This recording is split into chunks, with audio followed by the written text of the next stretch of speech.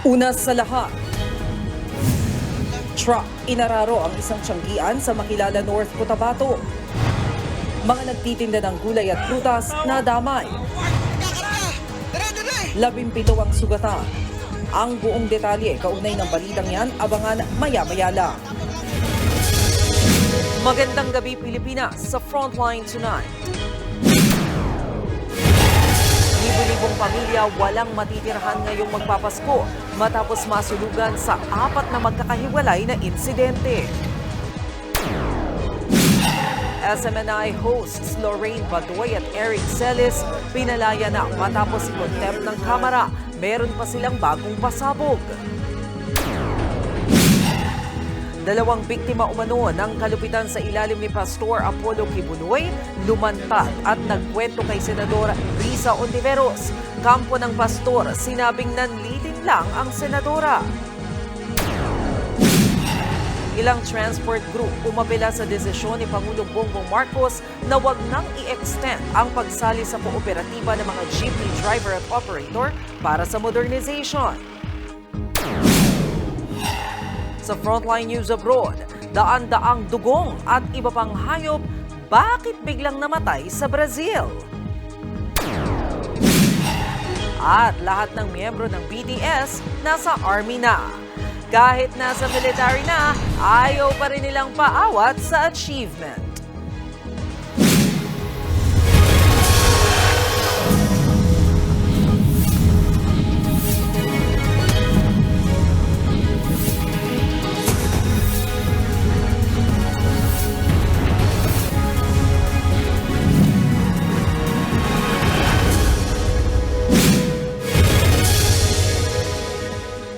Kabi-kabilang sunog ang sumiklab sa magkakahiwalay na lugar sa Cebu at Tondo. Libo-libong residente ang walang matitirhan ngayong magpapasko na naman. Ang masaklap pa, 5 ang patay. Nasa frontline ng balitang yan si John Aroa. Naglalagablab na apoy ang tumupok sa mga bahay na ito sa Barangay Pusok, Lapu-Lapu City, Cebu. Pasado 1:00 ng hapon kanina, hanggang 600 bahay ang nasunog.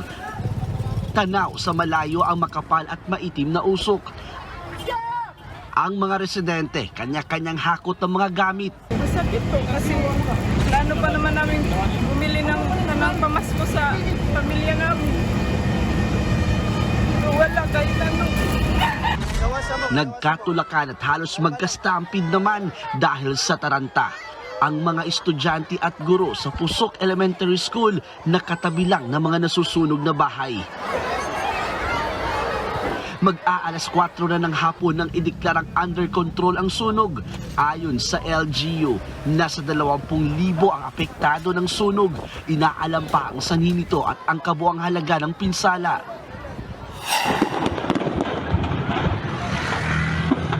Kahapon lang, nagkasunog din sa Lapu-Lapu City. Nasunog ang bodega ng paputok na ito sa Purok Judas Belt sa Barangay Babag. 5 ang nasawi sa sunog, kasama ang may-ari ng paggawaan ng paputok na si Chito Berdin. Pati ang isa niyang anak, 7 taong gulang na apo at manugang. Isa pang trabahador ang nasawi, 5 iba pa ang kritikal ang kondisyon. Posible raw na sa init ng panahon kaya nagliyab at sumabog ang mga pulburang ginamit sa mga paputok. May ginagawa silang isang sangkap ng isang bombshell po.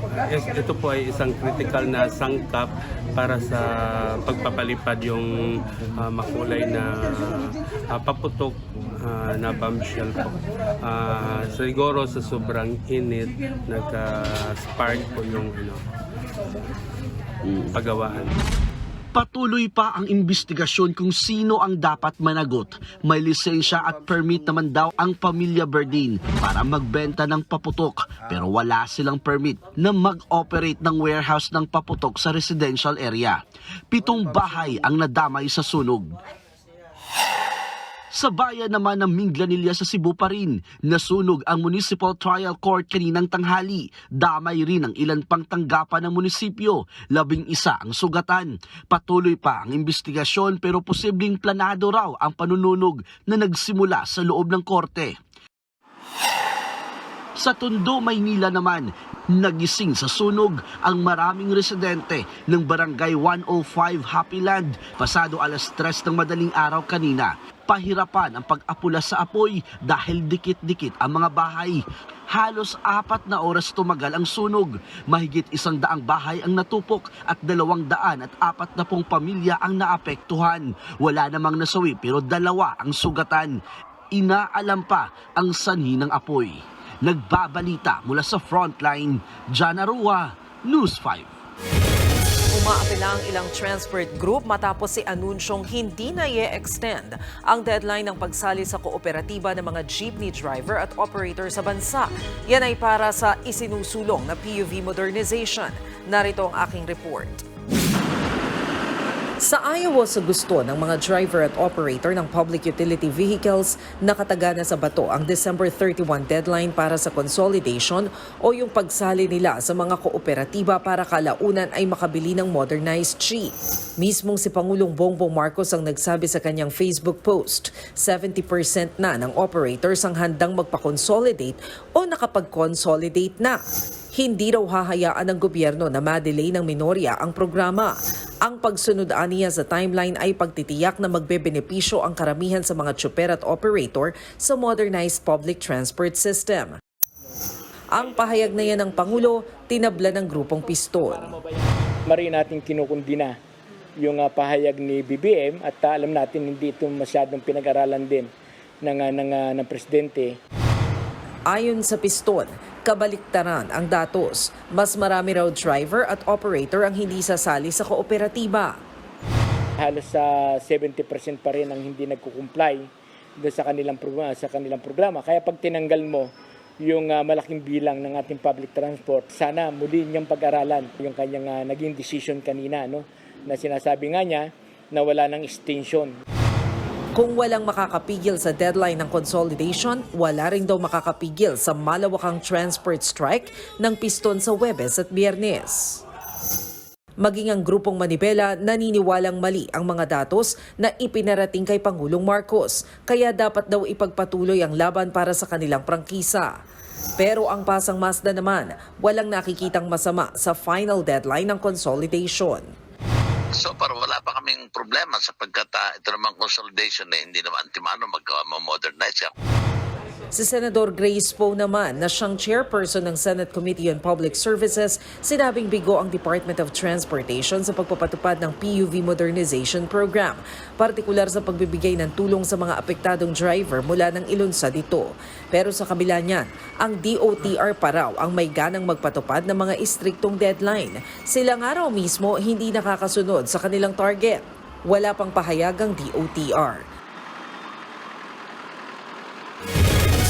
Tipid-tipid ngayong magpapasko, nagmahal na naman kasi ang bigas at posible pa raw ulit magmahal hanggang sa bagong taon. Nasa frontline ng balitang yan si Shaila Francisco.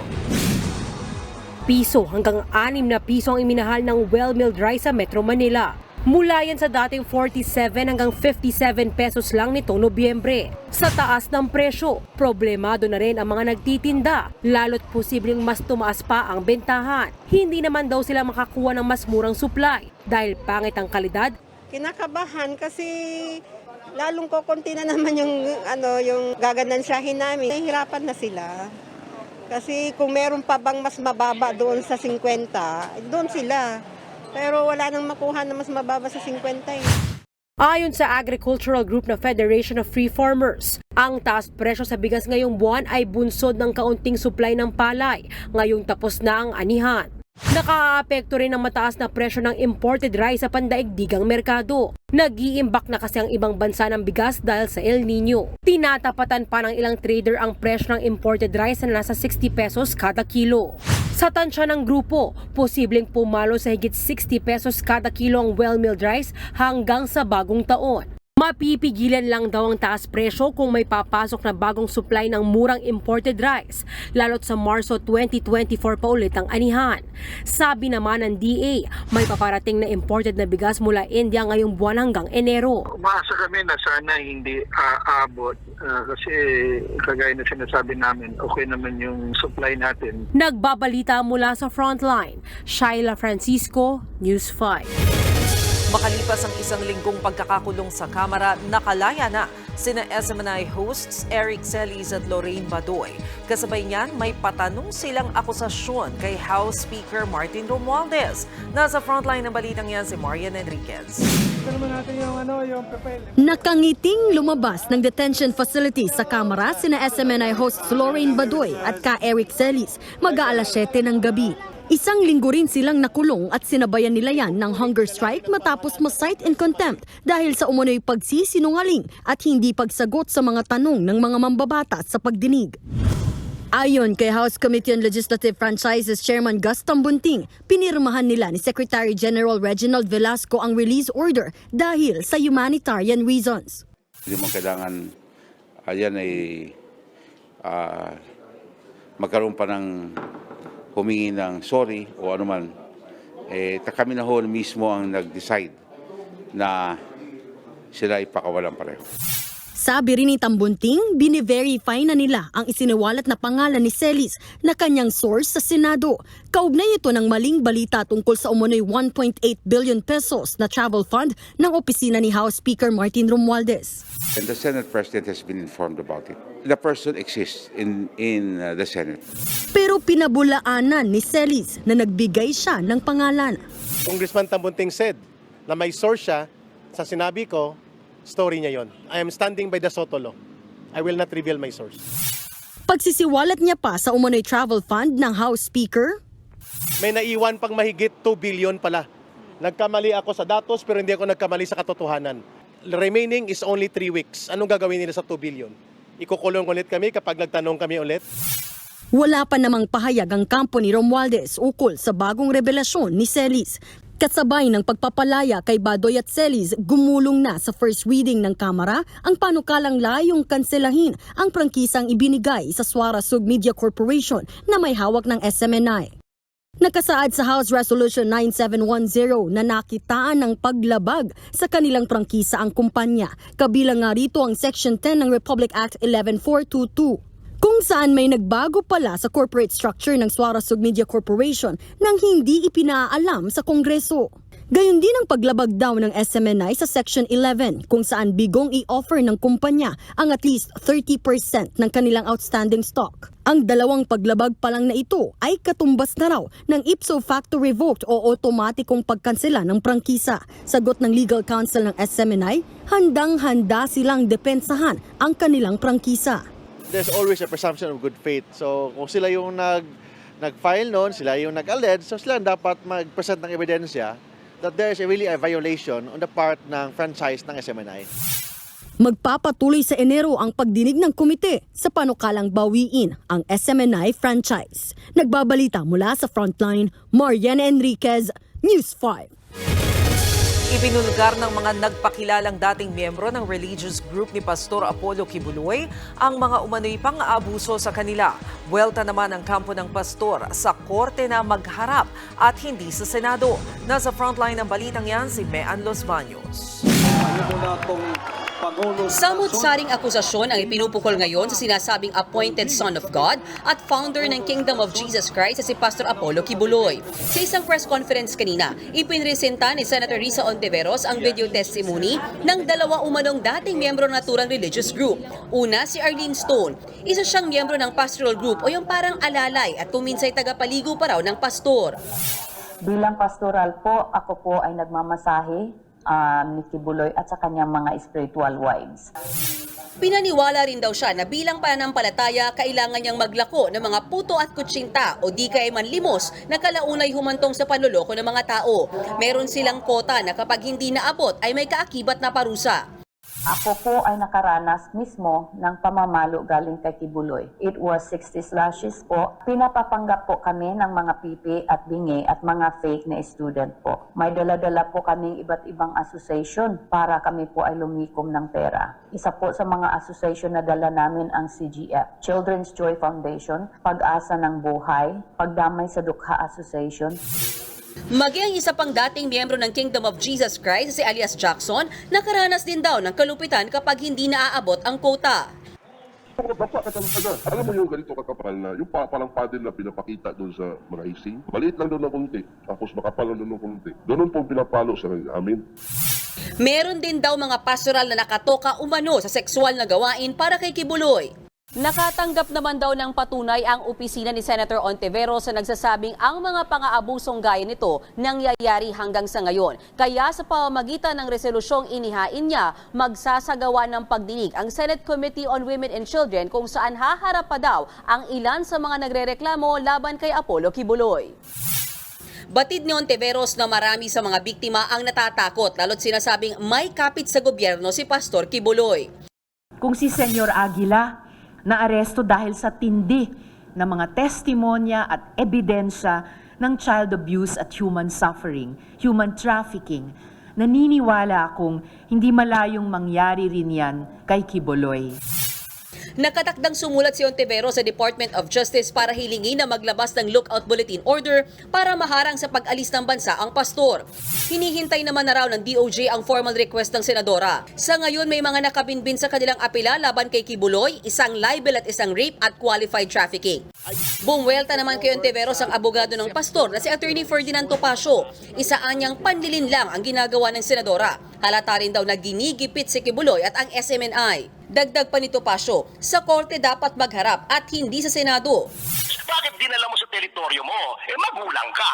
Dalhin mo sa hukuman, dyan namin sasagutin. Kung saan ang technical rules of evidence are applicable, kung saan may due process, kung saan may right na magsalita ang counsel. Bakit sa Senado? May binabalak kang masama. Nagbabalita mula sa Frontline, Mean Los Baños, News 5. Inadopt na ng Kamara ang 4 na resolusyong sumusuporta sa pagbibigay ni Pangulong Bongbong Marcos ng amnestiya sa mga dating rebelde. Kabilang dito ang concurrent resolution na nagbibigay ng amnesty sa mga miyembro ng Rebolusyong Partido ng Manggagawa ng Pilipinas, Revolution Proletarian Army at sa Alex Bongcayao Brigade. Pati na rin sa mga dating miyembro ng CPP, NPA, NDF. Pinagtibay din ng Kamara ang pagbibigay ng amnestiya sa mga miyembro ng Moro Islamic Liberation Front o MILF, pati sa mga miyembro ng Moro National Liberation Front o MNLF.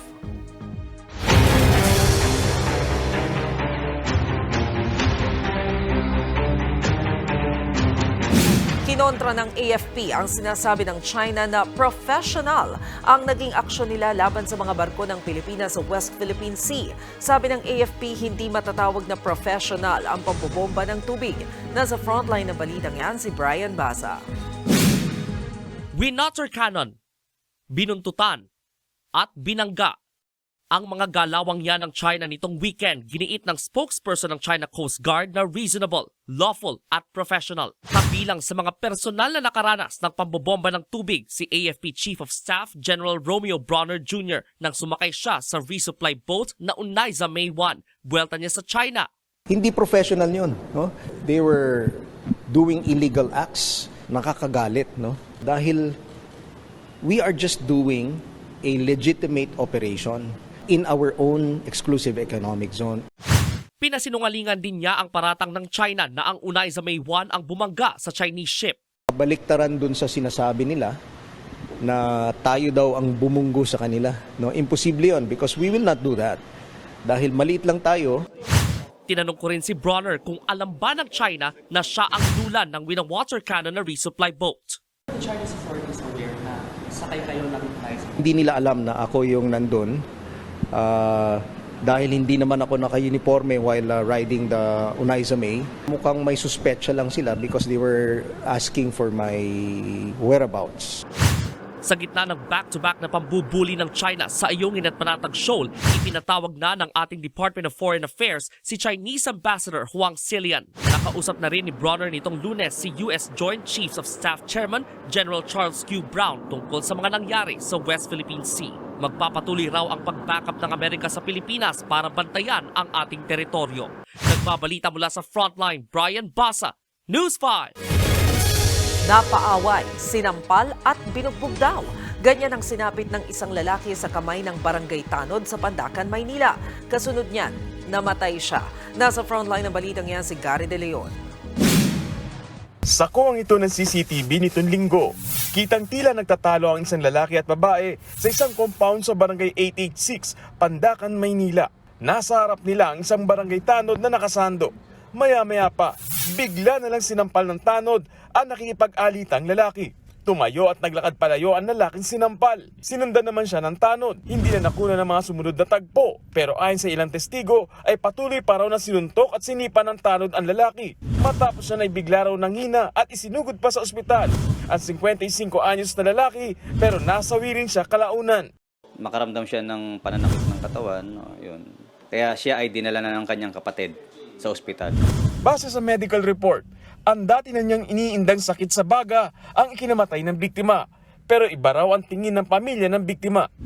Para sa pamilya, dahil nga nakita nung witness, mayroon tayong witness na nakakita na siya ay binugbog ng suspect bago siya magkaroon ng hindi magandang pakiramdam at namatay na nga sa kalaunan sa ospital. Sasailalim pa sa autopsy ang bangkay ng biktima para mabigyan linaw ang tunay na kinamatay nito. Sumuko na sa mga otoridad ng tanod. Aminado siyang sinaktan niya ang biktima. Sinisita niya raw ito matapos ireklamo ng isang residente dahil sa pakikialam sa linya ng kuryente sa pinuupahan niyang bahay. Kaya sabi ko nga sa kanya, wala ka sa ko, inaayos ko lang kayong dalawa. Saka may karapat akong pagsabihan ka, bukod doon tanod ako. Saka bahay namin yun. Sabi ko, sampalin kita dyan. Sabi niya, gawin mo. Sinampal ko yun. Pagkasampal ko, tumayo siya. Tumakbo siya. Pagkata, inabol ko nga pa nga. Ay, sobre, parang nagpantig yung tenga ko. Nagsisisi ngayon ang tanod sa kanyang nagawa. Gulat na ako, namatay na kagad sa suntok. May ilang tao na namatay sa suntok kagad. Hindi ko alam pala may sakit pala. Kasi araw-araw ko nakikita nagiinuman, hindi ko alam makakalain may sakit yun. Sinampa na siya ng reklamong murder. Tumanggi na magbigay ng pahayag ang pamilya ng biktima. Nagbabalita mula sa Frontline, Gary De Leon, News 5. Naaresto na ang isa sa mga pumatay sa mag-live-in partner sa loob ng bus sa Karangalan, Nueva Ecija nitong Nobyembre. Siya si Alan De Los Santos na nasa pool sa video na siyang huling bumaba ng bus. Base sa dashcam video, itinuro niyang mastermind sa krimen ng anak ng babaeng biktima. Ipinag-utos daw ito dahil sa matinding galit at away sa pera. 60,000 pesos bawat itutumbang tao ang aloks na bayad sa gunman. Kaya po ako dito ngayon sa sila para kausapin po ako at isa-isa ko ang lahat ng nangyari po sa aksidente. We are saddened na ganun yung nangyari, pero we have evidence to show, no? Yung video evidence at saka may CCTV evidence kami na pwede naming magamit sa korte. Patuloy namang pinaghahanap ang isa pang gunman na si alias Umpak. Sinampahan na rin ng kaso ang dalawang gunman, pati ang anak ng babaeng biktima. Susunod, 17 sugatan sa pag-araro ng truck sa mga tindahan ng gulay sa Makilala, North Cotabato. Eroplanong walang piloto paanong nakalipad sa California sa Amerika. At silipin ang star-studded na TikTok Music Festival sa Amerika. Magbabalik pa ang Frontline tonight.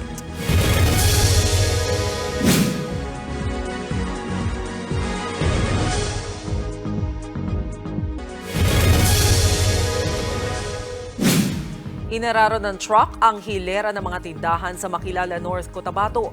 17 ang sugatan. Nasa Frontline na balitang yan si Elaine Fulgencio. May gawa mo may guda! Nakamba ko! Napuno ng sigawan at iyakan ng masukal na tabing kalsadang ito sa Makilala, North Cotabato kahapon. Tumaob kasi ang isang truck matapos araruhin ng hilera ng Tiangge. Nagkapira-piraso ang mga tindahan at kasamang nakaladkad ng truck ang mga tindero-tindera. Tumulong ang mga nakatambay at napadaang motorista sa pag-rescue sa mga biktima. Binuhat nila ang mga nadaganan at naararo ng truck, kabilang ang ilang minor de edad. Saka sila isinakay sa mga dumaang sasakyan. Ayon sa Makilala Municipal Police Station, 17 ang sugatan. Hindi rin daw kabisado ng driver ang highway lalo't hindi siya taga Makilala. Nawalan daw po ng brake yung sasakyan as per driver po. At pa-curve po kasi yung road, ma'am, so nag-overshoot po siya. Sa ngayon, nakikipag-areglo ng drivers sa mga biktima. Nagbabalita mula sa Frontline, Elaine Fulgencio, News 5. Bumuhos sa kalsada ang mga mantikang karga ng nadiskubrang truck sa Ilocos Sur. Nagdulot yan ng pagbigat ng trapiko. Yan at iba pang aksidente sa report ni Brian Basa. Galon-galong mantika ang nagkalat sa highway na ito matapos tumagilid ang isang truck sa bayan ng Magsingal sa Ilocos Sur pasado alas 5 ng umaga ngayong Martes. Batay sa pagsisiyasat, biglang na-flat ang parehong gulong ng truck sa likuran kaya nawalan ito ng kontrol hanggang sa tumagilid. Nagpalit na po sila ng gulong prior to the accident. Siguro masyadong mabigat yung karga nila so bumigay ulit yung gulong. Sugatan ng driver ng truck na si Edwin Florante, ligtas naman ang tatlo niyang pahinante. Papunta raw ang truck sa Badok, Ilocos Norte para i-deliver ang karga nitong mantika nang mangyari ang aksidente. Bahagyang bumigat ang daloy ng trapiko sa lugar dahil dito. Sa ngayon, naialis na ang truck at mga galon sa kalsada. Nalinis na rin ang tumagas na mantika. Kita naman sa videong ito ang isang babaeng estudyanteng nakabulagta sa kalsada. Nabundol pala siya ng isang pampasaherong multicab habang tumatawid sa pedestrian lane sa barangay Buhangin, Davao City, Lunes ng umaga. Papasok daw sa eskwelahan ang 14 anyos na si Cloud Hernandez ng mabundol. Ayon sa driver ng multicab, hindi niya nakitang tumawid ang estudyante. Nasa ospital pa rin ang estudyante at kritikal ang kondisyon. Nagkaarigluhan na ang pamilya ng biktima at driver. Nangako rin ng driver na sasagutin ang lahat ng gasto sa pagpapagamot. Nagbabalita mula sa Frontline, Brian Basa, News 5. Pinagbawalang bumati ng Merry Christmas ang mga immigration officers sa mga pasahero sa airport. Ayon kay Immigration spokesperson Melvin Mabulak, baka raw kasi akalaing nang hihingi ng pamasko ang kanilang mga tauhan. Pero paglilinaw ng opisyal, pwede pa rin namang bumati kung ang pasahero ang unang magsasabi ng Merry Christmas.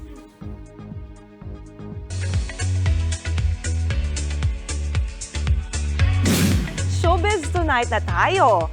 Star-studded ang sold-out concert na TikTok in the Mix sa Amerika. Nag-stand out dyan ang rapper na si Cardi B kasama ang kanyang backup dancers. Ilan sa pinerform ng rapper ang kanyang hit song na Get Up 10.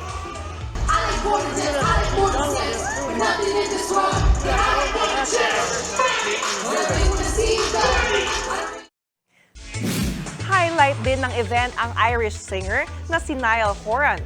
Kinanta niya ang This Town at ang Story of My Life ng One Direction na dating grupo ni Niall. Bukod dyan, isa pang nagpainit sa event si Charlie Puth. Super happy raw si Charlie dahil bukod sa sold out ang concert, nakatulong daw ang TikTok app sa kanyang career.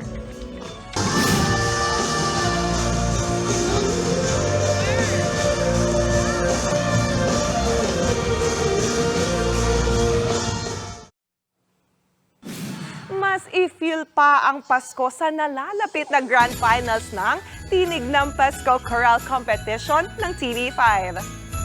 Makikanta at makisaya sa finale sa December 16 na gaganapin sa Gateway Mall 2 Activity Center sa QC 5 p.m. Libre po ang entrance. Panoorin ang showdown ng ating top 8 finalists na magpapabonggahan ng bosesan para sa grand prize na 450,000 pesos. Sa mga manonood, may chance kayong manalo ng mga papremyo at freebies sa games at raffles sa mismong event. See you there mga kapatid! Yan muna ang ating showbiz tonight. At dyan lang kayo mga kapatid.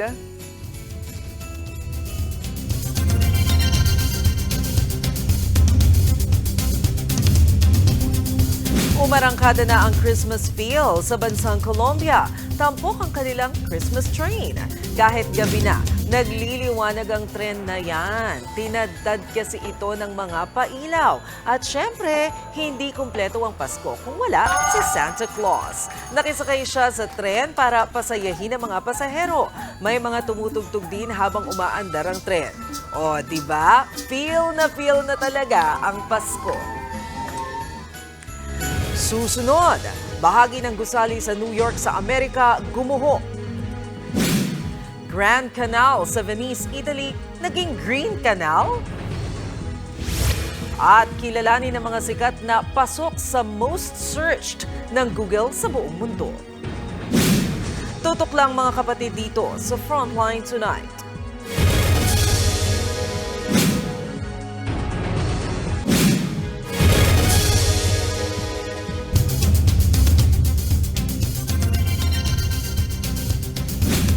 Gumuho ang bahagi ng isang gusali sa Amerika at sa hiwalay na insidente, nasa pulsa video ang pagsabog sa isang electrical substation. Yan at iba pa sa Frontline News Abroad ni Camille Samonte. Sa CCTV footage na ito sa Nashville City sa Amerika, makikitang sinasalanta ng buhawi ang electrical substation na ito. Ilang sandali pa, may biglang nag-spark. Hanggang sa biglang nagkaroon ng malakas na pagsabog. Nasunog ang substation. Dahil dyan, nag-brownout sa libo-libong bahay. Lumabas sa investigasyon na tinamaan ng mga debris ang istasyon mula sa pananalasa ng buhawi. Sa Amerika pa rin, gumuho ang bahagi ng 7 palapag na gusali sa New York City. Agad inilikas ang mga nakatira roon. Buti na lang walang lubhang nasaktan. Inaalam pa ang sanhi ng pagguho. Walang habas namang namaril ang isang lalaki sa Switzerland. 2 patay habang isang sugatan. Inaresto ang gunman sa manhunt operation ng mga polis. Kilala raw ng suspect ang mga biktima pero hindi pa tukoy ang kanyang motibo. Nagbabalita mula sa Frontline, Camille Samonte, News 5. Ang Grand Canal sa Venice, Italy, naging Green Canal. Nagkulay berde ang tubig dyan. Ang dahilan, ang mga climate activists mula sa grupong Extinction Rebellion. Bilang protesta sa kakulangan ng aksyon sa climate change, kinulayan nila ng green ang bahagi ng tubig sa sikat na Grand Canal. Naglambitin pa sa lubid ang mga aktivista dala ng kanilang banner. Giit nila, hindi delikado sa tubig ang ibinuhos nilang pangkulay. Halos 1,000 dugong at iba pang hayop ang namatay sa Brazil dahil sa bird flu. Ibinaon agad sa lupa ang mga bangkay ng seabirds, sea lions at iba pang sea mammal para hindi na kumalat ang sakit. Mayo pa nang magka-bird flu sa Brazil na nag-umpisa sa mga poultry farm. Hirap silang makontrol ang pagkalat ng virus. Patay rin ang ilang penguin pero inaalam pa kung dahil din ba ito sa bird flu. Nagdeklara na ng health emergency ang Brazil. Abangan! Eroplano sa California sa Amerika lumipad kahit walang piloto. Paano yan nangyari? At BTS, Taylor Swift, Beyoncé, pati si Juan Carlos Labajo kasama sa most searched ng Google Worldwide. Tuloy-tuloy lang ang balitaan dito sa Frontline Tonight.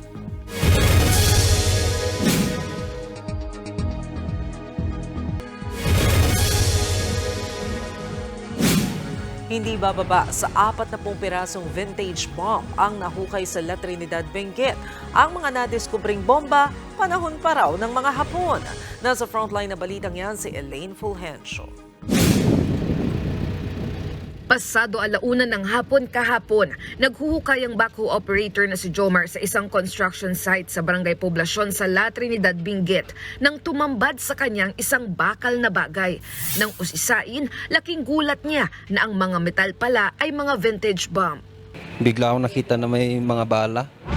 Tapos nung tinuloy ko yung hukay, may mga kasama mga bomba. Agad niyang inireport sa mga otoridad ang nadiskubre. 39 na piraso ng mga unexploded ordnance o UXO ang nahukay. Yan daw yung mga bala ng kanyon at eroplano noong World War II o panahon pa ng gyera natin sa mga Hapon. Matatandang isa ang La Trinidad na ginawang kutan ng Japanese forces noon. Pero kahit kinakalawang ng mga ito, malaki pa rin ang kanilang banta. Kahit na ito'y deteriorated na or corroded, kung titignan yung mga item is parang nasira na siya, it doesn't mean to say na hindi na ito sasabog.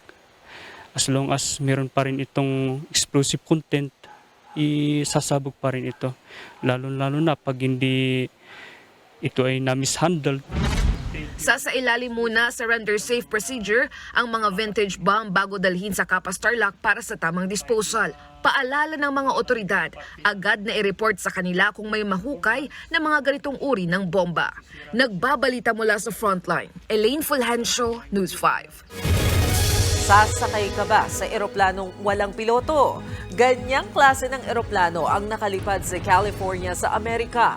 Matagumpay na umandar ang Cessna plane na ito sa ginawang test drive sa San Jose, California. Nakalipad ito at tumagal pa ng 12 minuto sa himpapawid. Wala yang sakay na piloto at pasahero. Ang nakakamangha, kontrolado yan ng isang remote pilot na 50 milya pa ang layo mula sa mismong eroplano. Tagumpay ding nakalapag sa lupa ang Cessna plane. Ito ang unang beses na may eroplanong nakalipad ng walang piloto.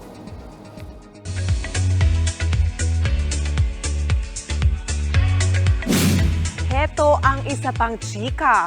Pumasok na sa military ngayong araw sina BTS members Jimin at Jungkook. Ayon sa ilang report, dumating na kanina sa military camp sa Yeoncheon sina Jimin at Jungkook. Pumunta rin ang ilang army fans sa lugar.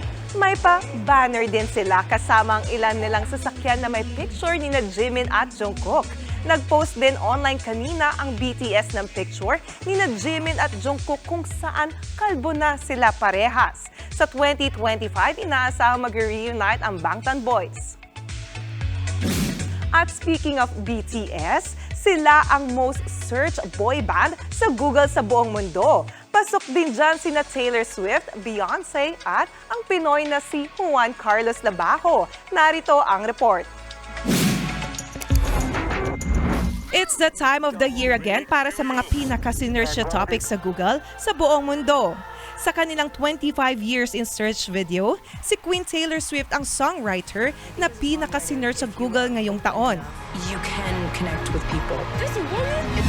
Most search performance naman ang American superstar na si Beyonce. Habang ang K-pop sensation na BTS ang most searched boy band this year.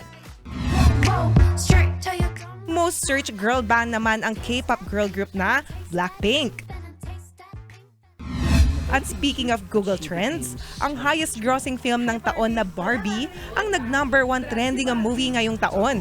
Pumangalawa dyan ang isa pang hit movie na Oppenheimer.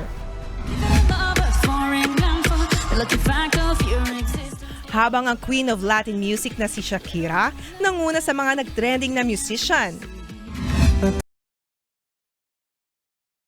Hindi rin nagpatalong dalawa nating kababayan tulad ni senior high star Juan Carlos Labajo. Pasok sa 6th place sa Google searches ang hit song niyang Ere. Pang-siyam naman sa Google search ang hit song ng breakout band na Sunkiss Lola na Pasilyo. Sinundan niya ng kanta ni BTS Jungkook na 7 na pumasok sa 10th spot. Makikita sa mismong website ng Google ang iba pang nag-trending at most searched topics ngayong taon. At yan ang latest and hottest sa showbiz tonight. Ako si Jania Lipon. Happy Tuesday mga kapatid!